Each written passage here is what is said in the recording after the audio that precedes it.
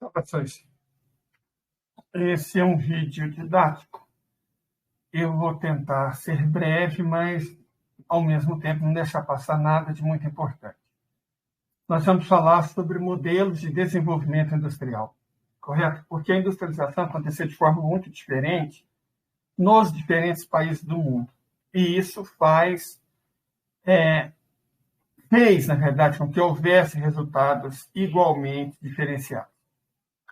Bom, a primeira coisa é a gente definir de maneira simples, quase simplória, mas didática, as diferentes revoluções industriais. Então, a primeira revolução industrial, né? A primeira revolução industrial foi aquela que aconteceu entre o fim do século XVIII e um século, mais ou menos, até o fim do século XIX. Basicamente, um período entre 1775 e 1870.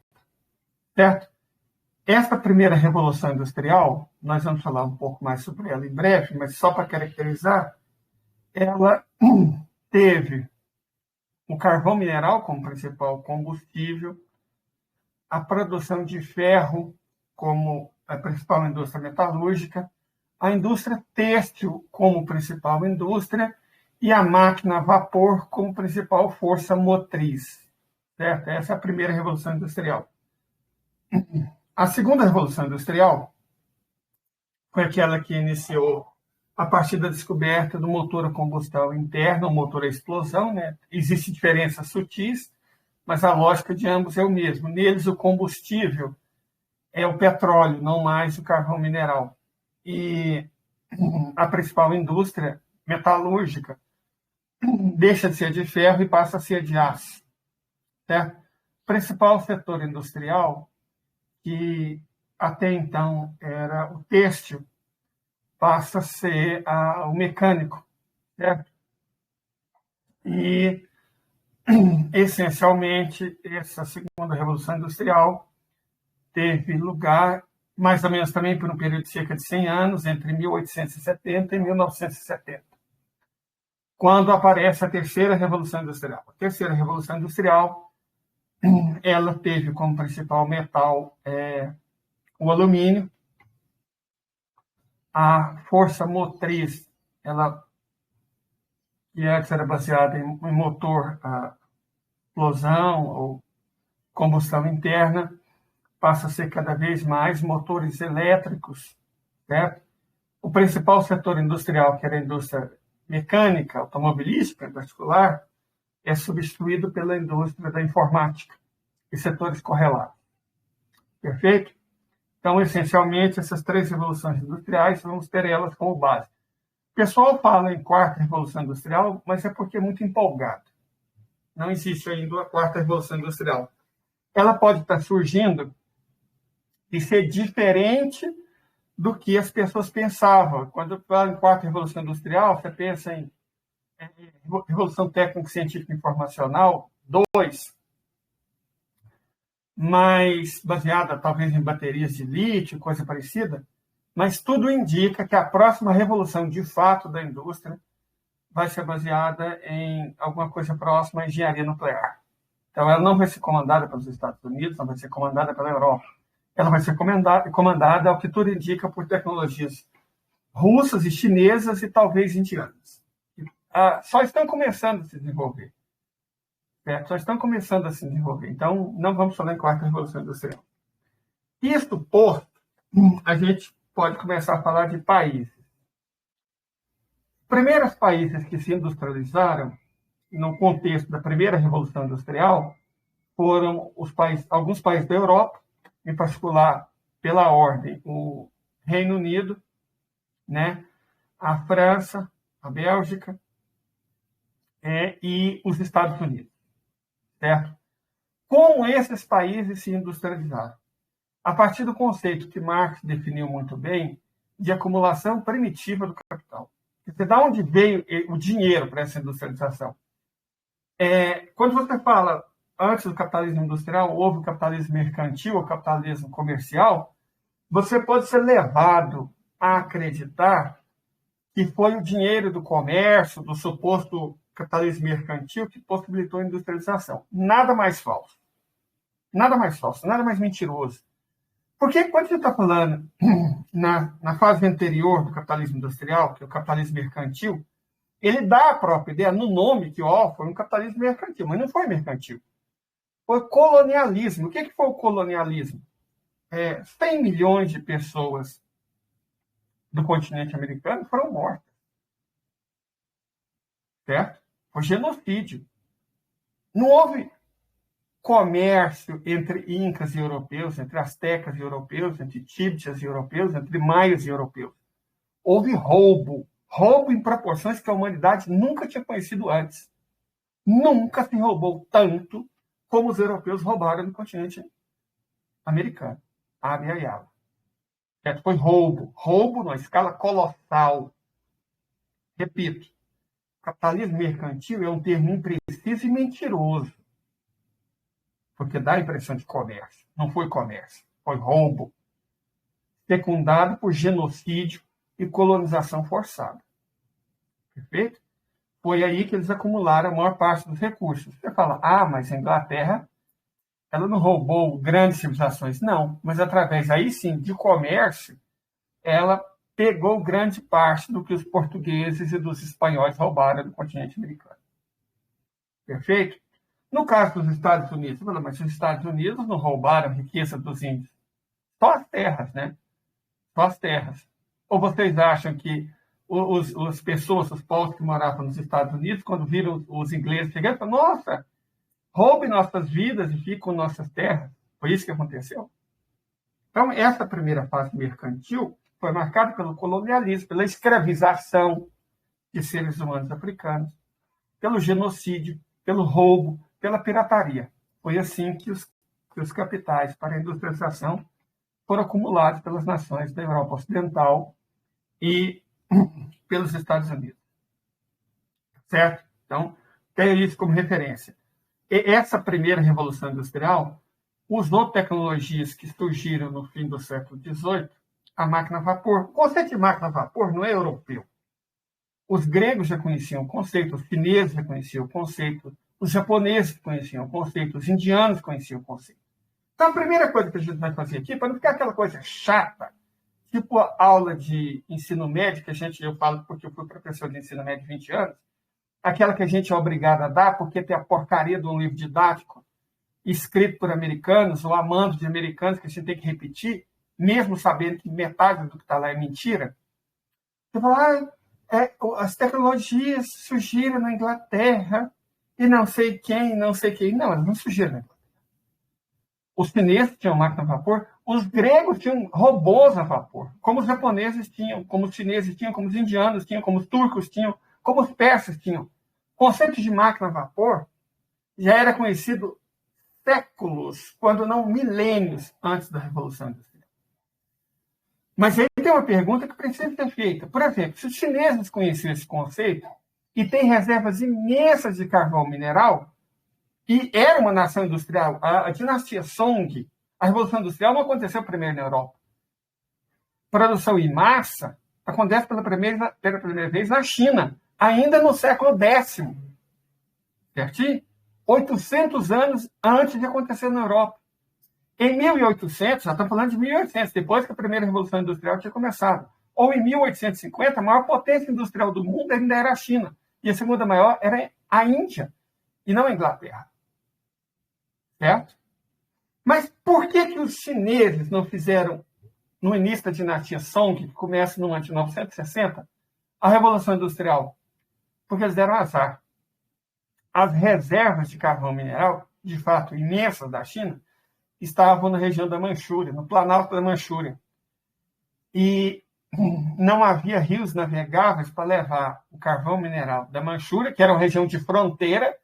Essa área não era totalmente da China naquela época, certo? Era uma região de fronteira, não pertencia à China, era uma região de fronteira, habitada pelos Jurchen, então não pertencia à China, era habitada pelos Jurchen, e a China mesmo, embora estivesse próximo, uns 300 quilômetros de lá, não tinha como pegar aquele carvão mineral, porque estava em área de povos bárbaros hostis, certo? E depois que aquela região foi incorporada à China, por volta do 12º século, um problema persistiu. É uma região de planalto. Não é economicamente viável simplesmente colocar o carvão mineral no lombo de um burro e levar até a indústria. Os ingleses não tiveram esse problema, porque as reservas de carvão mineral que eles tinham, originalmente, estavam perto de rios navegáveis. O carvão mineral, originalmente, não era transportado em máquinas a vapor, em locomotivas, era transportado em barcaças. Os ingleses, até hoje, têm uma extensa rede de canais que é favorecida pelo clima ser muito úmido e, portanto, ter muitos pequenos rios, certo? Você pode escavar canais com bastante facilidade. E o que eles faziam? Colocavam o carvão mineral em barcaça, colocavam um cavalo ou um burro de cada lado e puxavam essa barcaça com o carvão mineral até a indústria. Ou simplesmente instalavam as indústrias do lado das minas. Então, a geografia favoreceu os britânicos, certo? Então, acontecimentos históricos e determinantes geográficos impediram que os chineses fizessem a Revolução Industrial. Na verdade, eles fizeram a Revolução Industrial antes dos ingleses. Só que eles não fizeram a Revolução Industrial nos padrões europeus antes dos ingleses. Ela não foi baseada em carvão mineral. Certo? Então, a gente, para entender essa primeira Revolução Industrial, a gente não pode falar só de tecnologia, fontes de energia, não. É importantíssimo falar que não dá para dissociar a Revolução Industrial Europeia do capitalismo. Por que o capitalismo? Aí vem outra coisa que é importante a gente discutir, que é o seguinte. Os financistas, os bancos que financiaram a Revolução Industrial no século XVIII, no fim do século XVIII, fizeram uma consideração que é muito interessante, embora desumana. O senhor de escravos, ele tinha que alimentar seus escravos, tinha que vestir seus escravos e tinha que abrigar seus escravos. O industrial, não. Pagasse o mínimo possível para o funcionário e ele que se virasse. Se ele morresse de fome, tanto faz. Se ele morresse de frio, tanto faz. Que diferença faz, do ponto de vista do industrial? Então, era possível gastar muito menos dinheiro com o trabalhador assalariado do que com o escravo. E esse foi o princípio, o ponto, a lógica do desenvolvimento industrial inglês. Era mais barato explorar o trabalhador do que o escravo. Era mais barato usar as tecnologias emergentes, né, criadas, por exemplo, por James Watt, do que simplesmente comprar escravos. Entenderam? Então, essa lógica capitalista se aplica junto com a expropriação, que Marx chama de acumulação primitiva do capital, e a partir daí, os capitais reunidos pelos bancos. Lembre-se que o Banco da Inglaterra, o famoso primeiro banco central do mundo, foi criado em 1696. Portanto, cerca de 80 anos antes do surgimento da Revolução Industrial. Esse Banco da Inglaterra possibilitou, a partir na prática, tomada da capacidade do Estado de imprimir moeda. O Banco da Inglaterra é um banco particular. A Inglaterra, a Revolução Gloriosa de 1685, não foi bem o que os livros de história falam. Foi o momento em que eles criaram o primeiro sistema parlamentarismo do mundo, a primeira revolução burguesa do mundo. Sim, mas não há uma lógica por trás disso. Quando a burguesia assume diretamente o poder, com a Revolução Gloriosa em 1685, logo, em 11 anos, em 1696, eles tomaram do Estado a prerrogativa de imprimir moeda. Não, na Inglaterra, no Reino Unido, não é o Estado que imprime moeda, assim como nos Estados Unidos não é o Estado que imprime moeda. Quem imprime moeda é o banco, no caso do Reino Unido, é o Banco da Inglaterra. E no caso dos Estados Unidos, é o Federal Reserve. E tanto o Banco da Inglaterra quanto o Federal Reserve são instituições particulares, são privadas. Então, o Estado transfere para banqueiros a prerrogativa de imprimir riqueza. Certo? Então, fica muito mais fácil para eles acumular grandes quantidades de dinheiro. Esse dinheiro que eles acumularam durante 4 gerações, entre 1696 e por volta de 1775, durante cerca de 80 anos, foi o dinheiro que possibilitou a Revolução Industrial. Então, você não pode dissociar a primeira Revolução Industrial de certos acontecimentos que permearam o capitalismo nesse período de tempo. Perfeito? Isso posto, tá, surge a primeira Revolução Industrial. Para ter uma certa noção de espacialização, as principais cidades industriais da Inglaterra foram aquelas localizadas mais ou menos no centro do país, mais para o norte, em cidades que ficavam próximas de grandes jazidas de carvão mineral. Foi um período que Manchester, Birmingham, Sheffield, Newcastle se tornam centros industriais muito importantes. Certo? Então, Londres nunca foi necessariamente um grande centro industrial. Londres era o centro financeiro. Lembrando que a cidade de Londres, a City, ela é praticamente independente do resto da Inglaterra. O Reino Unido não tem Constituição. Como o Reino Unido não tem Constituição, o que vale no Reino Unido é a chamada lei comum, a lei que existia, às vezes, desde os tempos medievais. E essa lei dizia que a cidade de Londres, uma área de mais ou menos 6 km², seria governada por leis próprias. Então, a cidade de Londres é governada por leis próprias. Entre essas leis próprias está a que garante às empresas poder de voto. Então, incrivelmente, na cidade de Londres, a lei é feita basicamente por empresas, e principalmente por empresas financeiras, porque elas têm direito a voto. Certo? Então, a City de Londres é um centro financeiro internacional desde pelo menos o século XII. E ela é, na prática, independente do resto da Inglaterra. Certo? Ela sempre comandou a Inglaterra, até então mais ou menos indiretamente, comandando o Banco da Inglaterra e, portanto, o dinheiro. É como uma casa. Quem tem o dinheiro da casa comanda a casa. Por isso foi tão importante, do ponto de vista social, que as mulheres começassem a trabalhar fora. A partir do momento que elas passaram a ter o próprio dinheiro e não dependia mais de homem, começou a emancipação feminina. No caso da Inglaterra, ainda que o Reino Unido seja de fato independente, quem comanda é Londres. Por que Londres? Você pode dizer que a Inglaterra é uma colônia da City de Londres. A Inglaterra é uma colônia de Londres, que comanda quem tem o dinheiro. Quem tem a chave do cofre. Quem tem a chave do cofre são os banqueiros do Banco da Inglaterra, que estão dentro da City, que tem leis próprias. Certo? Agora, pela primeira vez, eles estão comandando diretamente, não através de lacaio. O primeiro-ministro da Inglaterra, do Reino Unido atual, é um banqueiro.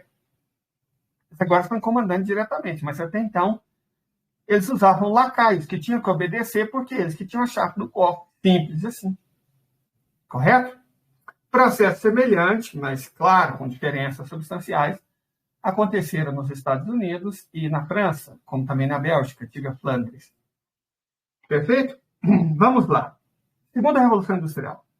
Na Segunda Revolução Industrial, ocorre aí um outro processo de industrialização, o japonês. O processo de industrialização japonês ele é interessante porque ele reverbera diretamente no Brasil. A chamada Revolução Meiji. Durante a era Meiji, o Japão primeiro passa por um episódio chamado a Grande Vergonha. O que foi a Grande Vergonha?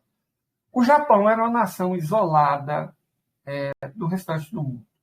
Tinha um desenvolvimento autônomo, inclusive industrial. As empresas mais antigas do mundo, que ainda estão em atividade, são quase todas japonesas ou coreanas. Tem empresas de 1000 anos, tanto no Japão quanto na Coreia, que ainda estão funcionando. Ok, o Japão, então, era uma civilização relativamente avançada, que tinha um grande desenvolvimento e tal. Mas aí acontece o seguinte, em meados do século XIX, lembrando, qual que é a principal fonte de riqueza dos Estados Unidos em toda a segunda metade do século XIX e começo do século XX? Pode parecer surpreendente para a maioria das pessoas, mas era a indústria de caça às baleias. Mais da metade de todas as baleias mortas nesse planeta pela espécie humana foi morta por americanos. Mais da metade. Se você pegar todas as baleias desde o início da humanidade que foram mortas por seres humanos, repito, bem mais da metade delas foi morta por americanos. Porque a grande indústria dos Estados Unidos, incrivelmente, era produzir óleo de baleia. E isso era tão importante que até livros foram escritos sobre o assunto. Moby Dick. Certo? Para vocês terem uma ideia do tanto que isso era importante para a economia americana. Um belo dia, um baleeiro americano naufraga nos Estados Unidos, naufraga perto da costa japonesa. Era vedado aos estrangeiros aportar em solo japonês. O que acontece? E esses marinheiros americanos foram, portanto, presos, porque cometeram o crime de entrar em território japonês. o que ato contínuo os Estados Unidos mandaram resgatar esses marinheiros. Como foi feito esse resgate? Simplesmente o Comodoro Peary, né? Comodoro Peary, ele entra na Baía de Tóquio com uma série de navios repletos de canhões poderosos e dá um ultimato para o Japão libertar os marinheiros e, já que estava libertando os marinheiros, permitir o comércio com todos os países, abrir os portos para os estrangeiros. Um processo mais ou menos parecido com o que a Inglaterra tinha feito com a China pouco tempo antes. Então, os americanos obrigaram os japoneses a abrir os portos na década de 1860. E isso foi sentido no Japão de maneira muito profunda. De maneira muito profunda. E desencadeou mudanças tectônicas no Japão. Por quê? Começou uma discussão de que se o Japão continuasse do jeito que estava, na época era o feudalismo dos Tokugawa, né? Se o Japão continuasse do jeito que estava, aconteceria com ele o mesmo que havia acontecido com a China. É lógico que os japoneses sabiam o que estava acontecendo com a China. Ela estava sendo retalhada e dominada, não só pela Inglaterra, mas pela França, pela Rússia, pelos Estados Unidos, pela Bélgica, pela Alemanha. E os japoneses falaram, gente, isso vai acontecer conosco? Né? E aí houve uma guerra civil entre os Tokugawa e as forças unionistas em torno do imperador. As forças unionistas em torno do imperador vencem e instauram a chamada Era Meiji, com o imperador Meiji governando o país e um governo central substituindo o antigo feudalismo Tokugawa. Uma das primeiras medidas da restauração Meiji foi não ocidentalizar o país no sentido de dar a ele valores ocidentais. Não. De entender como o Ocidente conseguia uma proeminência tão grande sobre esses países, os restos dos países e povos do mundo. Eles mandaram gente, japonês, investigar a Inglaterra, a Rússia, a Alemanha, os Estados Unidos e copiaram o que eles acharam mais interessante. Entenderam que a chave do desenvolvimento do Ocidente era a indústria e que, portanto, eles deveriam se industrializar. Fizeram leis parecidas com as leis da Alemanha, recém-criada, né? A Alemanha, ela se unificou, estava se unificando mais ou menos naquela época. Então, eles imitaram uma série de políticas do Ocidente, mas sem modificar a cultura deles. Certo? Instauraram a educação pública, gratuita e obrigatória, que é o que eles viram na Alemanha. A Alemanha foi o primeiro país do mundo a fazer isso. Uma industrialização nos moldes ingleses, uma constituição nos moldes alemães. Lembrando que a Alemanha naquela época era muito diferente da Alemanha de hoje. Também era um império. Certo? E fizeram, durante essa era Meiji, um processo avançado de industrialização. Mas logo eles encontraram um problema. Eles não tinham matéria-prima, não tinham muitas fontes de energia. Como é que eles resolveram isso? Iniciando o projeto imperialista. Lembrando, a segunda Revolução Industrial, se a primeira estava associada ao colonialismo, a primeira está profundamente associada ao imperialismo. Certo? O que os japoneses começaram a fazer? Invadiram a Coreia, invadiram Taiwan. Por quê? Para ter uma maior oferta de fontes de energia e de matérias-primas. Essa expansão imperialista, que foi feita pelo Japão na década de 1870 até 1890, e, na verdade, ela continua até 1930, até os estertores da Segunda Guerra Mundial, também foi feita pelos europeus. Os europeus, nessa fase da Segunda Revolução Industrial, entendem que precisavam de muito mais matérias-primas do que eles dispunham na Primeira Revolução Industrial. E aí dá uma origem ao processo de imperialismo. Em 1885, eles assinam o Tratado de Berlim e dividem entre eles a África e a Ásia. Então, o Tratado de Berlim foi uma divisão imperialista pela qual os europeus, as potências europeias, dividem entre eles, repito, a Europa e a Ásia. Perdão, a África e a Ásia. Certo? Para quê? Porque a necessidade de matéria-prima e fonte de energia era muito maior na Segunda Revolução Industrial do que na Primeira. Tranquilo. Então, aí a gente já tem uma ideia do desenvolvimento industrial. O desenvolvimento industrial da Alemanha e da Itália acontece a partir da Segunda Revolução. Por quê? Porque durante a Primeira Revolução Industrial não havia Itália unificada nem Alemanha unificada. E o papel do Estado no imperialismo é importantíssimo para financiar o desenvolvimento industrial. Certo? Não dá para você pensar a Segunda Revolução Industrial sem pensar em imperialismo. Como não havia Estado unificado, não tinham como eles fazerem imperialismo. A partir do momento que a Itália se unifica e que a Alemanha se unifica, eles começam a buscar colônias na África e na Ásia. Perfeito? No caso da Alemanha, até na Oceania. E isso permite a eles fazer uma revolução industrial. A gente não pode, repito, dissociar a primeira revolução industrial do colonialismo, nem a segunda revolução industrial do imperialismo. Assim como não pode dissociar a terceira revolução industrial da globalização. Mas sobre isso a gente fala daqui a pouco. Bom, então nós já temos uma ideia, né? Imagine que nós estamos no ano de 1900.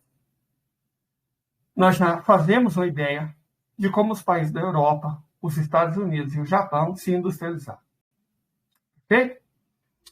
A Rússia teve uma industrialização sui generis. O processo de industrialização da Rússia ajuda a explicar, inclusive, a Revolução Russa e o estabelecimento do socialismo naquele país. Como assim? Os capitais envolvidos na industrialização da Rússia, eles começam a chegar ainda no século XIX.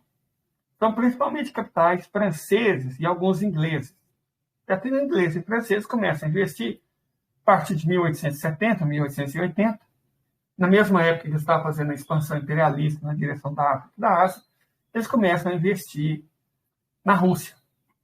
Só que aconteceu uma coisa interessante ao longo do século XIX e começo do século XX. A Rússia começou a ter indústria, mas quase todas essas indústrias eram comandadas por estrangeiros. Por que isso facilitou enormemente a Revolução Russa? Porque, no caso da França, quando a burguesia e o proletariado se unem para derrotar os senhores feudais, de maneira definitiva na Revolução Francesa, a burguesia estava lá presente. E assim que aconteceu a Revolução, eles rapidamente assumem o controle da Revolução e tomam ela do proletariado. Perfeito? A Revolução Gloriosa, ela teve alguma participação popular, mas a burguesia rapidamente assume e toma o controle. A Revolução Americana, que é a independência dos Estados Unidos, certo? Foi organizada por pessoas da Nova Inglaterra que não estavam dispostas a pagar impostos, o imposto pelo direito de usar moeda, pelo direito de imprimir moeda, e também por contrabandistas. Rapidamente, essas pessoas organizaram a revolução antes que o povo a fizesse, certo? Impedindo a democracia, todos são iguais perante a lei, ou todas as pessoas nascem livres e têm direitos, certos direitos inalienáveis. Esses direitos não valiam para indígena e não valia para negro. Esses direitos inalienáveis, que todas as pessoas que nasciam livres tinham, eram só direitos de branco. Então, eles permitiram a escravidão. E permitiram o contínuo roubo de terras das populações indígenas, que continua até o fim do século XIX, para vocês terem uma ideia. Então, a lógica do roubo de terras indígenas e da escravização de pessoas africanas foi uma lógica que permeou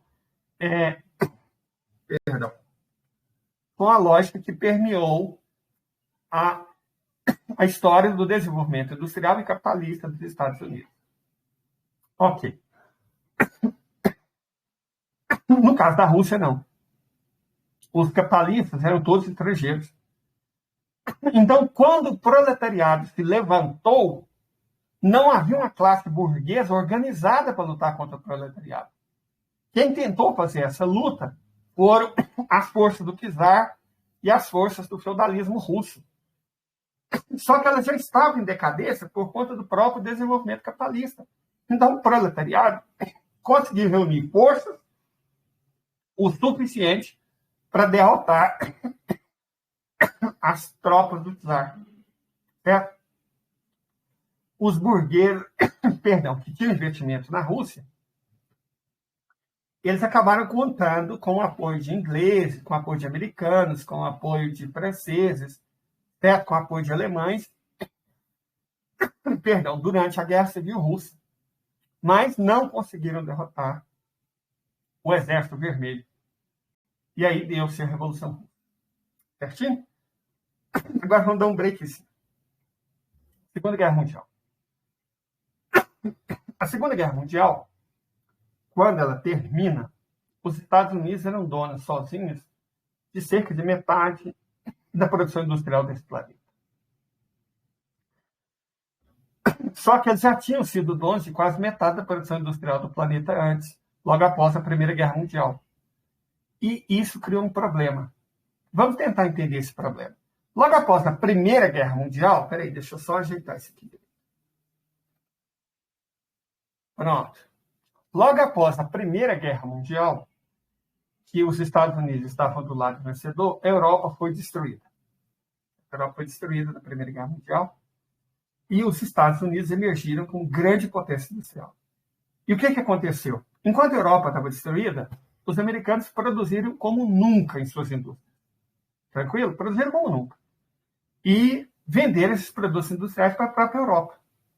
Então, eles achavam que a oferta que eles tinha uma demanda inesgotável. Era só produzir, ganhar dinheiro. E essa crença absurda que tudo que os Estados Unidos produzissem, eles poderiam vender, contaminou os mercados. E a Bolsa de Nova York, imaginando que os lucros das empresas industriais dos Estados Unidos cresceriam para sempre na mesma proporção, houve um movimento de especulação gigantesco. E, finalmente, a Europa, paralelamente, se recupera. Quando ela se recupera, a necessidade de importar bens industriais dos Estados Unidos diminui gravemente. Só que os industriais americanos não perceberam isso. E o que aconteceu? O crash. O crash da Bolsa de Nova York foi causado por uma corrida aos bancos. Foi que iniciou tudo, uma corrida aos bancos. Mas havia um problema. A corrida aos bancos foi conjuntural. O problema estrutural é que os Estados Unidos estavam produzindo muito mais coisas do que havia capacidade de vender. Certo? Porque a economia europeia havia se recuperado. E aí o que acontece?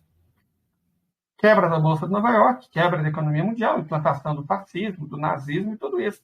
O capital, quando está em crise, gente, lembre-se sempre, não existe nada tão fascista quanto um liberal desesperado. Eles se desesperaram, e aí a Europa adere ao fascismo, ao nazismo, ao franquismo, ao salazarismo, por uma consequência quase natural. Perfeito? Enquanto isso, o Japão, que também estava do lado vencedor na Primeira Guerra Mundial, foi prometido ao Japão colônias. Só que eles não cumpriram a promessa. O Japão ficou muito furioso, ganhou muito dinheiro. Por quê? Porque o Japão era a única potência industrial da Ásia. Eles ganharam dinheiro demais, só que não ganharam colônias. Nervosos, eles acabaram implantando uma ditadura imperialista. E eles começaram a invadir a China. Invadiram a China e estavam preparando para invadir outras potências, outras terras que anteriormente eram colônias europeias na Ásia. Porque eles julgavam que era direito deles, porque eles ganharam a Primeira Guerra Mundial, diferente de todos os outros países, eles não ganharam colônias. Foram tomadas basicamente dos italianos e dos alemães, que haviam perdido a Primeira Guerra Mundial. Certo? Então os ingleses ficaram furiosos, e se você junta isso, o fascismo italiano, o nazismo alemão, você entende por que eles se juntaram. O que havia em comum, e nós não estamos falando da questão racial, dessa questão asquerosa que é o nazismo. Certo? E mesmo os japoneses, a gente até teve uma pequena discussão interessante, inteligente, dizendo que a questão dos japoneses não é que eles se consideravam a raça superior no sentido europeu. Eles consideravam um povo com a cultura superior. O conceito de raça japonesa é muito diferente do conceito de raça dos europeus. É cultura, é povo. Então, os alemães, os italianos, estavam ressentidos, certo? Os italianos, porque no fim entraram do lado vencedor e não ganharam praticamente nada, assim como os japoneses. Então, italianos e japoneses estavam profundamente ressentidos contra as potências ocidentais. Porque ainda que a Itália tivesse originalmente entrado no lado, digamos, perdedor da Primeira Guerra Mundial, no meio do caminho ela muda e passa para o lado vitorioso. Só que ela não ganha, repito, nada com isso. Assim como o Japão, que desde o começo estava do lado dos aliados, vence a Primeira Guerra Mundial e não ganha nada. Então você tinha um ressentimento italiano e um ressentimento japonês muito forte contra o Ocidente, contra os anglo-sionistas. No caso dos alemães, o ressentimento é contra o Tratado de Versalhes, né? O Tratado de Versalhes, que era profundamente injusto e penalizava fortemente a Alemanha, que não havia chegado a ser invadida. Eles não chegaram a invadir a Alemanha. A Alemanha se rendeu antes do país ser invadido. Exatamente para evitar um banho de sangue, imaginando que as potências anglo-sionistas e franceses seriam razoáveis, mas não foram. Particularmente a França e a Bélgica foram extremamente rancorosas e impuseram medidas muito duras aos alemães. Então havia um rancor muito grande dos alemães contra, principalmente, os franceses, mas também contra os ingleses, contra os americanos. Esses países rancorosos se unem no eixo. Isso acaba dando origem à Segunda Guerra Mundial, o resultado todo mundo conhece. Então, a gente pode voltar ao que eu havia começado a falar antes.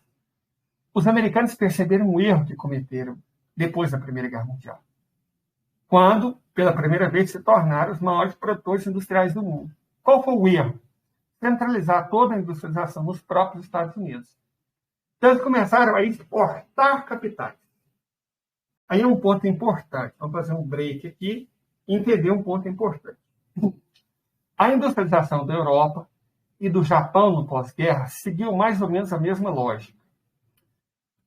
Na Europa, ela conseguiu se reindustrializar graças ao Plano Marshall, em que os americanos emprestaram bilhões e bilhões para os bancos europeus, não foi para os estados europeus. Em momento algum acha que o governo dos Estados Unidos emprestou dinheiro para os governos da Europa Ocidental. Governo da França, governo da Inglaterra, governo da Holanda. Esse dinheiro foi emprestado para bancos europeus, de banqueiros americanos para banqueiros europeus. Certo? E isso acaba dando origem a um fenômeno muito interessante. A submissão da Europa ao dólar. Porque a enorme dívida que eles adquiriram para reconstruir o continente deles estava em dólar. Então, na Primeira Guerra Mundial, as moedas mantiveram seu poder. O marco alemão, o franco francês, a lira italiana, o florim holandês, a libra esterlina britânica mantiveram o poder delas. Só que na Segunda Guerra Mundial não. Por quê? Os Estados Unidos tomaram o cuidado de emprestar dinheiro em dólar. Fizeram o Bretton Woods e emprestaram montantes de dinheiro em dólar. Então, os países europeus estavam presos e atrelados ao dólar. E nunca mais sairiam dessa prisão. Certo? Da mesma forma, a partir da assinatura do Tratado de São Francisco, que normalizou as relações dos Estados Unidos com o Japão em 1954, um processo análogo ao Plano Marshall estava dentro também da doutrina Truman. O que é a doutrina Truman? Combater o comunismo, impedir a expansão do comunismo onde ele estivesse. Então, nesse contexto, os Estados Unidos fazem a paz com o Japão e fazem também uma espécie de Plano Marshall japonês, que recebeu o nome de Plano Colombo, que é mais ou menos a mesma lógica. Bancos americanos emprestavam dinheiro para bancos japoneses e aí se reindustrializou o país. Perfeito? Então, repito, a industrialização japonesa e alemã, o milagre japonês, o milagre alemão, a industrialização francesa e tudo mais, no pós-guerra, foi feita a partir de capitais americanos. Certo? Tranquilo. O que acontece, então? O Brasil, o México e a Argentina perceberam com a Segunda Guerra Mundial que não ser industrializado, depender da importação de produtos industrializados, era um erro e um perigo. E inauguraram um modelo chamado de substituição de importações. Primeiro foi o México, a partir da presidência de Lázaro Cárdenas. Logo em seguida, a Argentina, Juan Domingo Perón. E depois o Brasil, Getúlio Vargas. O que é esse processo de substituição de importação? A ideia geral era o seguinte: usar o capital estatal para desenvolver uma indústria de base, tipo siderúrgica, certo? Mineração. Usar o capital privado nacional para a produção de alguns bens industriais de consumo rápido, bens de consumo leves. E usar o capital privado internacional, ou seja, investimentos estrangeiros diretos, para o desenvolvimento da indústria de bens de consumo pesados. Foi por isso que, por exemplo, a indústria automobilística no Brasil veio de fora. Certo? A indústria automobilística veio de fora. Vários setores industriais eram particulares, por exemplo, cimento e tal. E os principais setores foram feitos com investimento privado nacional. Foi nesse sentido que foi criada a YPF na Argentina, a Petrobras no Brasil e a Pemex no México. para dar início à alavancagem do próprio desenvolvimento industrial a partir da Segunda Guerra Mundial. Que essas nações entenderam que precisavam se industrializar para não continuar dependendo da importação de bens industriais. Perfeito. Na década de 1970, logo após a grande crise do petróleo, surgiu um outro modelo de desenvolvimento industrial, chamado modelo dos tigres asiáticos, originalmente levado a cabo pela Coreia do Sul, por Taiwan, por Singapura e por Hong Kong, que então era colônia britânica. Qual que era a lógica desse modelo? O modelo dos tigres é chamado plataforma de exportação. Ele é baseado em alguns princípios. Quais esses princípios? Em comum, você fala, nossa, Singapura é um exemplo do que é um país liberal na economia. Gente, Singapura é uma cidade-estado. Qualquer um que compara Singapura com o Brasil ou é burro ou é desonesto. E muito burro ou muito desonesto. Singapura é um país de uma cidade só. Uma ilha que não deve ter 700 quilômetros quadrados. Só isso. Menor que o município de São Paulo ou que o município do Rio de Janeiro. Então, você não pode comparar a industrialização de Singapura com a do Brasil. As necessidades de uma única e real cidade com a de uma nação. Hong Kong também, originalmente, é uma cidade só. País de 1.000 quilômetros quadrados. Taiwan é do tamanho do estado de Sergipe. E a Coreia do Sul é menor que o estado de Pernambuco. Certo? Alguma coisa entre Paraíba e Pernambuco. Então, são países de pequena extensão territorial. Extensão territorial muito pequena. Muito pobres em recursos naturais e energéticos. Mas com a mão de obra extremamente disciplinada, por princípios confucionistas, e educada, com alto nível de desenvolvimento educacional e, portanto, logo em seguida tecnológico. Então, eles investiram maciçamente em educação. A gente tem que lembrar outra coisa. Esses países investiram muito em infraestrutura, só que não foi eles que investiram. Quem investiu em infraestrutura foram os japoneses. Como o Japão estava muito próximo dos Estados Unidos, os árabes puniram duramente o Japão, impedindo eles de ter acesso a petróleo. A economia japonesa quase entrou em debate na década de 1970. Como é que os japoneses fizeram para se livrar disso? Começaram a transportar as indústrias intensivas em energia, por exemplo, alumínio, para países como o Brasil e a Austrália. E para importar petróleo, eles usavam testes de ferro, tipo Taiwan, Coreia do Sul, Hong Kong, Singapura. E aí começaram a instalar indústrias japonesas nesses 4 países. Então, esses 4 países tiveram infraestrutura construída pelo Japão, as primeiras indústrias construídas pelo Japão, e aí puderam se concentrar em desenvolver um sistema educacional muito bom e científico muito bom, que qualificou a mão de obra e preparou eles para o passo seguinte. Qual foi o passo seguinte? Os tigres asiáticos importavam recursos naturais e energéticos de outros países, industrializavam e reexportavam. Esse é o modelo de plataforma de exportação. Nossa, o Brasil tem que fazer isso também. Só que se você juntar... Por que isso é uma burrice? Se você juntar a área de Taiwan, Coreia do Sul, Singapura e Hong Kong, você tem uma coisa menor do que o Ceará, ou menor do que Santa Catarina. Não dá para você comparar isso com o Brasil. Mas não dá mesmo. E outra, com população extremamente concentrada. Então é fácil falar que a Coreia do Sul foi conectada com ferrovia. Sim, a Coreia do Sul é pouco maior que a Paraíba. É muito fácil fazer ferrovias na Paraíba. Agora, vai fazer ferrovia num país do tamanho do Brasil, que é maior do que alguns continentes do mundo. Então, não dá para comparar esses modelos. O México é um país muito grande, 2 milhões de quilômetros quadrados. Tem o quê? 110 milhões de habitantes. O Brasil tem 8,5 milhões de quilômetros quadrados. 220 milhões de habitantes. A Argentina tem cerca de 2,8 milhões de quilômetros quadrados. 45 milhões de habitantes. Não dá para você comparar países que, juntando, tem o quê? 380 milhões de habitantes.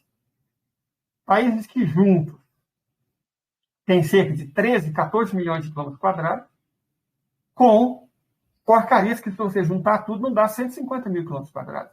Não dá para você comparar esses dois modelos. O modelo brasileiro, argentino e mexicano, baseado na intervenção do Estado, deu errado. O modelo liberal dos tigres deu certo. São países completamente diferentes. E essa comparação, além de tudo, é desonesta, porque o Estado interveio pesadamente nos tigres asiáticos.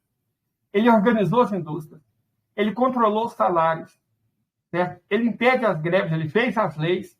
Cara, os coreanos trabalham como escravos. O atual idiota que governa a Coreia do Sul está propondo uma carga horária de 69 horas semanais. Eles trabalham como escravos naquele setor. E quem vocês acham que controla isso? É o Estado. São países extremamente autoritários. Até hoje. Era proibido qualquer doutrina socialista em Taiwan até o início da década de 2010. E um comunista era punido com a morte. Defender a Coreia do Norte ou defender a reunificação na Coreia do Sul também é punido com pena de prisão muito alta. As nações não são democráticas. Essa tentativa de vender Taiwan como democracia, Coreia do Sul como democracia, é falsa e falha. Não são democracias. Mas não são mesmo. Ok, falamos sobre o modelo dos tigres asiáticos, como é que funciona. Agora vamos falar do modelo industrial da China. O que ele tem de diferente? Aí a gente vai comparar ele com o México. A gente tem que falar de China, México e Brasil. Industrialização contemporânea. O que aconteceu primeiro na Argentina, depois no Brasil, depois no México, perdão, e depois no Brasil? O modelo de plataforma de exportação foi um sucesso, porque se integrou a um princípio liberal da economia. Teve associado à terceira revolução industrial, é uma economia liberal, blá, blá, blá, blá. Enfraquecimento do Estado Nacional, livre direito de comércio, blá, blá, blá. Toda essa bobagem. Mas o modelo de substituição de importação ficou obsoleto, ou seja, passou a ser boicotado pelos Estados Unidos. Esses países tinham profundas dívidas externas. E, através do controle dessas dívidas externas, os Estados Unidos controlaram esses países. E eles quebraram. O FMI chega e implanta reformas. Vamos falar do caso da Argentina, que foi o primeiro a se lascar. A Argentina, entre 1910 e 1940, era a sétima maior economia do mundo. E era o segundo país mais rico das Américas, perdendo apenas para os Estados Unidos. Como foi possível que, até a década de 50, na verdade, era a sétima nação mais rica do mundo, quebrar? É fácil entender. A partir dos anos 1950, começaram, patrocinados, não preciso perguntar por quem, né, uma série de golpes de Estado na Argentina. Esses golpes de Estado na Argentina, lentamente, mas de maneira inexpugnável, começaram a reprimarizar a economia. A Argentina começou a ficar sem indústrias e investir cada vez mais no agronegócio. O país foi desindustrializando, desindustrializando, desindustrializando. A importância do setor primário exportador, das elites latifundiárias, foi subindo, subindo, subindo, subindo. Então, foi isso que destruiu a economia argentina. A soma de desindustrialização com a ascensão do agronegócio. A Argentina passa por constantes crises inflacionárias. Claro que passa. Inflação não é quando tem mais moeda do que produto? Sim. Como vai ter produto se o país se desindustrializou? Se o país não tem mais indústria? Não tem produto. Então, crises inflacionárias se tornaram contínuas. A tendência de todo país que se desindustrializa é depender da importação de produtos de fora, produtos industriais de fora. Nem sempre isso é possível, porque o preço das exportações de commodities, a Argentina é tipo um Brasil, exporta commodity. Só que ela exporta comida, como trigo, e não só ingredientes para ração, mas são commodities. O preço das commodities não é definido nem pelo Brasil nem pela Argentina. É definido pelos Estados Unidos, é definido por mercados externos. Quando o preço, a demanda cai, a economia inteira fica sem ter dólares. Mas o país precisa desses dólares para importar. Não precisava quando tinha indústria, só que agora que não tem, precisa. Tem os dólares para importar, não tem importação, e as pessoas não têm produtos para consumir. Resultado, o preço desses produtos sobe, o nome disso é inflação. Essas crises contínuas inflacionárias causadas pela desindustrialização destruíram a economia argentina. Como estão destruindo a economia brasileira. A partir da Lei Candir, o Brasil entra numa espiral de desindustrialização cada vez mais forte. Certo? 1990 tinha menos indústria que 1980. 2000 tinha menos indústria que 1990. 2010 tinha menos indústria que 2000. 2020 tinha menos indústria que 2010. O país vai se desindustrializando, descendo a ladeira abaixo e reprimarizando a economia. A economia brasileira está avançando na direção do século XIX, porque a gente está cada vez mais dependente da exportação de minério, cadáver de animal e semente. In natura. A semente vai para a China fazer ação para porco. A pedra vai para a China transformar em aço. Até a lama, que é o petróleo, já está controlado por estrangeiro. Foi esse processo que aconteceu na Argentina e transformou a Argentina no caos que está aí hoje. Isso a Veja não conta. Isso a Folha não fala. Isso a Globo não mostra, não faz um Globo Repórter especial sobre a situação da Argentina, contando o que aconteceu de verdade. É o nosso destino se a gente não fizer alguma coisa. E o México? Aí sim, aí a gente vai ter a deixa para falar do processo de industrialização chinês. O México estava passando pela mesma merda que estava passando na Argentina. Mesma bosta. Até que surge uma oportunidade. No fim da década de 1970, os Estados Unidos começam um processo de, como se diz, desindustrialização também. Só que é uma desindustrialização porque eles simplesmente estavam mandando as indústrias deles para outros países. A desindustrialização dos Estados Unidos não foi acompanhada pela reprimarização. A desindustrialização dos Estados Unidos foi acompanhada pela financeirização. Então, vamos falar um pouquinho disso, já que nós estamos falando de indústria. Como é o espaço industrial dos Estados Unidos? Os Estados Unidos, originalmente, tinham uma grande área industrial chamada Manufacturing Belt, cinturão das indústrias. Ficava entre a região dos Grandes Lagos e o Nordeste dos Estados Unidos. Certo? Lá foi feita, na região Nordeste dos Estados Unidos, a primeira Revolução Industrial. Filadélfia, Pittsburgh, Boston, Nova York, Buffalo, eram grandes centros industriais da primeira Revolução Industrial. Na segunda Revolução Industrial, quando surgem os motores, Detroit, na região dos Grandes Lagos, se torna o maior centro industrial dos Estados Unidos. E também Chicago se torna um centro da indústria alimentícia. Cleveland, Cincinnati, Minneapolis, St. Paul, Indianápolis. Né? Todas essas cidades do meio oeste, região dos Grandes Lagos, se industrializam no contexto da segunda Revolução Industrial. Se você soma as regiões industriais do Nordeste dos Estados Unidos com a região dos Grandes Lagos, você tem o Manufacturing Belt, cinturão das manufaturas. Esse cinturão das manufaturas se tornou o centro industrial mais importante do mundo e era o local onde estava a maioria das indústrias americanas. Tinha um movimento operário muito forte, sindicatos fortes, e os governos republicanos, a partir de Ronald Reagan, resolvem esmagar isso. Porque lá estava o movimento negro, né? A luta pelo direito das mulheres, tudo acontece naquelas bandas. Então, os americanos chegam à conclusão que tem que esmagar qualquer reivindicação popular ou de trabalhador. Qual que é a melhor maneira de fazer isso? Simplesmente transferindo as indústrias para outros países. Desindustrializando os próprios Estados Unidos por decisão própria. Só que, repito, eles não reprimarizaram a economia, como fez a Argentina e o Brasil. Eles financiarizaram. Eles entenderam, e as leis primeiro de Reagan, depois de Bush Jr., depois de Clinton, depois de Obama, passaram a permitir que você podia colocar a empresa americana em outros países do mundo, e se tem uma empresa americana na China e a empresa americana vende para os Estados Unidos, não era considerado importação. Livre de tributos. Isso permitiu que as empresas, as milhares, dezenas de milhares, saíssem da região dos Grandes Lagos e do Nordeste americano e fossem para México e China. Foi assim que México e China se industrializaram. Numa segunda fase. Mas espera aí que eu vou explicar um detalhe que fez a diferença total. Antes disso, eu quero dizer o seguinte. Quando surge a terceira Revolução Industrial, setores industriais novos, os Estados Unidos trataram de colocar essas novas indústrias não nos antigos centros industriais do Nordeste dos Estados Unidos e região dos Grandes Lagos, que entraram em decadência. Filadélfia é uma cidade decadente. Detroit é uma cidade profundamente decadente. Certo? Cleveland é uma cidade decadente. Cincinnati é uma cidade decadente. Todas aquelas cidades do antigo centro industrial são decadentes, porque perderam as indústrias para outros países. O que os americanos resolveram?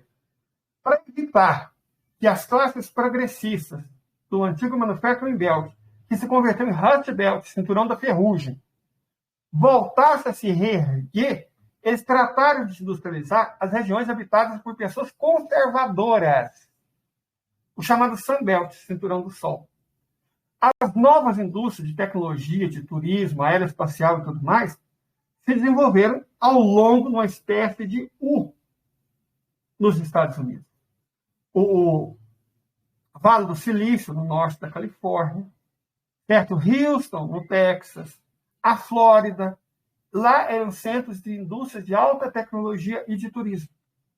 Disneyland, na Califórnia, Disney World, na Flórida.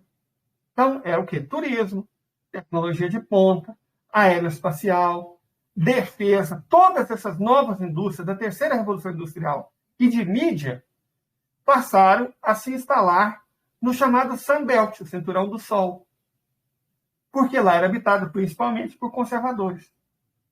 Enquanto os negros e as populações progressistas da região nordeste dos Grandes Lagos, e aí já está ponto para a última fase da nossa explicação. Para onde foram essas indústrias do antigo Manufacturing Belt, Cinturão das Indústrias, que se tornou Rust Belt, Cinturão da Ferrugem? Para dois lugares em especial, México e China. Por que o México se tornou tristemente o México, nação que você não pode dissociar do narcotráfico, e a China se transformou na maior potência industrial do mundo?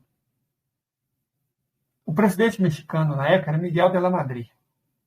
Miguel de la Madrid fez um acordo com o Reagan, pelo qual Reagan instalava as indústrias na região fronteiriça, né? As chamadas maquiladoras. O que eram maquiladoras? É o que o nome quer dizer mesmo, maquiladora. As peças são mandadas para um lado da fronteira, montadas por trabalho mal pago mexicano e reexportadas para os Estados Unidos. Não era produção industrial de verdade, era só maquiagem. Um acordo de livre comércio permitia isso. Você usa a mão de obra barata do México, essa mão de obra monta os produtos industriais e reexporta para os Estados Unidos. Na verdade, em algumas casas, a fábrica tinha a fábrica mesmo do lado mexicano e o depósito do lado americano. Isso gerou muitos empregos extremamente mal pagos e desestabilizou o sul do México. O México, além disso, teve que entrar no NAFTA posteriormente. O NAFTA, ele permitia que a produção de milho dos Estados Unidos, fortemente subsidiada, concorresse com a produção de milho mexicana, que era baseada no trabalho campesino. Não conseguiu. As populações do sul do México, na miséria, tiveram que abandonar o campo e foram aos milhões para o norte do México. Então, o norte do México não teve aumento do salário porque tinha uma mão de obra quase infinita de pessoas empobrecidas do sul do México. Todo o desastre ambiental ficava com o México. Todo o passivo trabalhista ficava com o México. Todos os lucros ficavam com os Estados Unidos. Então, as elites industriais, que, na verdade, financistas, né, dos Estados Unidos, ficaram cada vez mais ricas. E o México, foi um acordo caracu, em que os Estados Unidos entraram com a cara. Ainda que o México seja, indiscutivelmente, uma potência industrial, por exemplo, maior que a brasileira, forma 110 mil engenheiros, quando o Brasil forma 33 mil, o grosso da riqueza industrial mexicana vai para os Estados Unidos. Diferente do que aconteceu com a China. O acordo na China foi feito com Deng Xiaoping, que Deng Xiaoping não era um Miguel de la Madrid. Então, tudo bem. Pode falar da indústria aqui. Só que metade dos lucros vai ficar com a China. Só que o salário chinês era tão baixo, hoje o mexicano ganha muito mais que o brasileiro. Mas na época, realmente, o salário era de $20 mensais. Enquanto o trabalhador americano, na época, ganhava em média $3.000. Só para vocês terem uma ideia do efeito dessa desindustrialização, o salário médio do trabalhador americano ainda é $3.000. Mesmo passados 45 anos, o salário médio do trabalhador americano não mudou. Só que a inflação triplicou nesse período. Quer dizer que o trabalhador americano hoje ganha nominalmente o mesmo que 45 anos atrás. Mas descontado a inflação, ele ganha um terço do que ganhava. Esse era o objetivo desse centro. Perfeito? Agora vamos ver o que aconteceu na China. A China, como o México, recebeu muito investimento privado americano. Só que o governo chinês exigiu metade do lucro para ele. Então o salário é tão baixo que os americanos achou que era uma ideia genial. E achou que industrializando a China ia acontecer com a China o que aconteceu com o México, ou o que aconteceu com o Japão. Repara, no caso japonês foi empréstimo pelo Plano Colombo. No caso europeu foi empréstimo pelo Plano Marshall.